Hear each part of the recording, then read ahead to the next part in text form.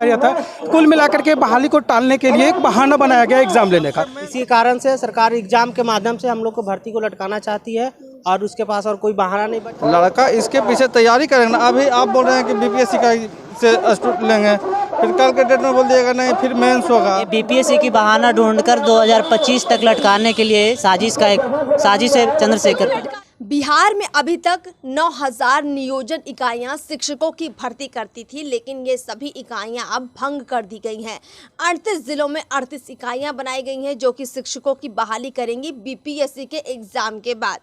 नमस्कार, मैं अर्पिता और आप देख रहे हैं मोबी ट्वीट। आप सभी जानते हैं कि नई नियमावली 2023 जब से लागू की है राज्य सरकार ने, बिहार सरकार ने, शिक्षक अभ्यर्थी से लेकर नियोजित शिक्षक बहुत ज़्यादा परेशानी इसलिए क्योंकि अब नए नियम के तहत बहुत ज़्यादा नुकसान होगा सी-टेट बी-टेट पास अभ्यर्थियों को, इसके साथ ही साथ नियोजित शिक्षकों को। तो क्या कुछ ये अभ्यर्थी कह रहे हैं, आप खुद सुन लीजिए।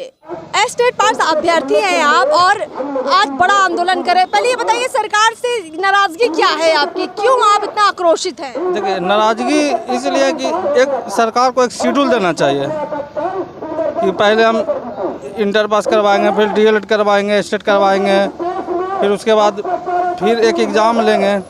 लेकिन सरकार के मन में ये कि उनका जे मन में आ जाए कभी कुछ बोल देते हैं। लड़का इसके पीछे तैयारी करेगा ना। अभी आप बोल रहे हैं कि बीपीएससी का से स्टूडेंट लेंगे, फिर कल के डेट में बोल दिएगा नहीं फिर मेंस होगा। लड़का को एक तैयारी लेवल का मौका होना चाहिए। यही 2019 से जो हम लोग का धोखा देते आ रहे हैं, पहले करना चाहिए। तो सरकार ने कहीं ना कहीं आप लोगों को जो है बरगलाने का काम किया है, टालने का काम किया है।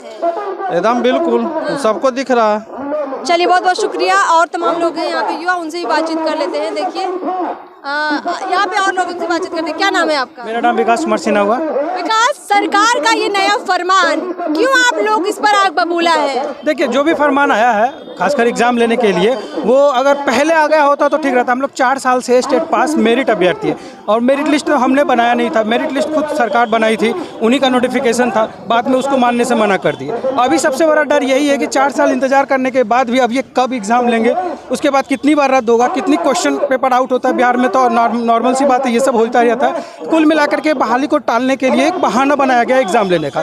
तो हम लोग ये चाहते हैं कि जो 4 साल से कम इंतजार जो कर रहे थे हम लोग, अगर हम लोग को नियोजित करके उसके बाद जो आप करना चाहे, एग्जाम लेना चाहे क्वालिटी के लिए, हम लोग कभी पीछे नहीं हटते हैं। लेकिन अगर आप एग्जाम ले हम 4 साल से इंतजार कर रहे हैं, फिर एग्जाम के बहाने आप 7-8 साल और खींच देंगे, उसका कोई हम लोग को भरोसा बिल्कुल भी नहीं है आप पे। इसलिए पहले आप समायोजित कर ले, नियमावली जो उड़ाना था उसके हिसाब से ही सही, लेकिन हम लोग को पहले नियोजित कर ले, उसके बाद क्वालिटी शिक्षा के लिए जो आप सुपर टेट, स्टेट या बीपीएससी जो भी एग्जाम है उसके देने के लिए हम लोग तैयार हैं। बहुत सही, आपने कहा कि आप एग्जाम बाद में भी ले सकते हैं। अच्छा, ये बताइए, नियोजित शिक्षक और अभ्यर्थी, सरकार से ये जो नाराजगी है नई नियमावली, आप लोगों को क्यों लगता है कि सरकार ने आप लोगों को बरगलाया है? सरकार नीति और नियम से काम नहीं कर रही है। देखिए, सरकार पिछले 4 वर्षों से हम लोग को बरगलाने का काम कर रही है।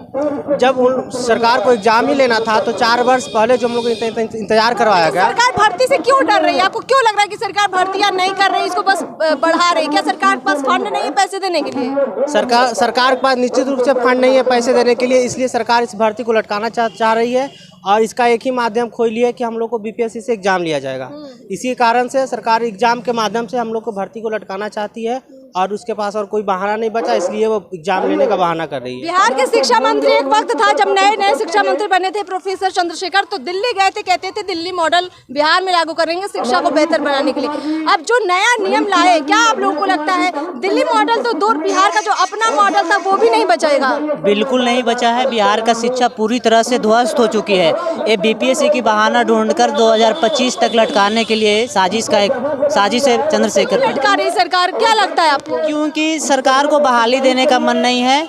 सरकार सरकारी स्कूलों को बंद करना चाह रही है, सिर्फ प्राइवेट स्कूल को ही बढ़ावा दे रही है। हम सरकारी स्कूल में सिर्फ गरीब के बच्चे पढ़ रहे हैं, SC ST के बच्चे पढ़ रहे हैं, कोई भी अमीर का बच्चा नहीं पढ़ रहा है। और हमारे ये बीपीएससी से हम लोग रेडी हैं। बीपीएससी कल कैलेंडर जारी करे कि कब एग्ज़ाम है, कब वेरिफिकेशन होगा, कुछ नहीं, सिर्फ बहाना है। अगर बीपीएससी से लेना हो तो कैलेंडर जारी करे, कौन सा डेट में एग्ज़ाम लेंगे, उसका पे ग्रेड जारी करे। नियोजित टीचर यहाँ भी हड़ताल पे लगे, मतलब उन लोग को भी बीपीएससी से बोल रहे हैं 10 साल 15 साल पढ़ा लिए हैं, उसके बाद भी उसको बीपीएससी से लेंगे। ये क्या एक साजिश के तहत बिहार की शिक्षा व्यवस्था को फिर से नीचे की ओर ले जा रहे हैं। बहुत बहुत शुक्रिया हमसे बातचीत करने के लिए। शिक्षक अभ्यर्थियों का ये गुस्सा बताता है कि उनके साथ बहुत गलत हुआ है, उनके भविष्य के साथ खिलवाड़ किया गया है। नियोजित शिक्षक भी यही मांग कर रहे थे कि उन्हें राज्यकर्मी का दर्जा सीधे दिया जाए, क्योंकि अब इस उम्र में वो फिर से एग्ज़ाम देंगे तो ऐसे में संभव नहीं है कि वो क्वालिफाई ही कर जाए, हो सकता है वो क्वालिफाई ना भी कर पाए।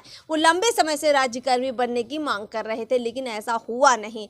अब इस नए नियम से किसको क्या कुछ परेशानियां हैं आपने समझा, लेकिन ये भी तय है कि आने वाले 2024 और 25 के चुनाव है, और ऐसे में जिस तरह से ये गुस्से में है शिक्षक अभ्यर्थी, ये बड़ा खेल कर सकते हैं, क्योंकि ये बड़ी संख्या में पूरे बिहार में हैं, इनके परिवार वाले हैं, और नाराज़गी की वजह से हो सकता है कि वो नीतीश कुमार के खिलाफ मैदान में उतर जाएं।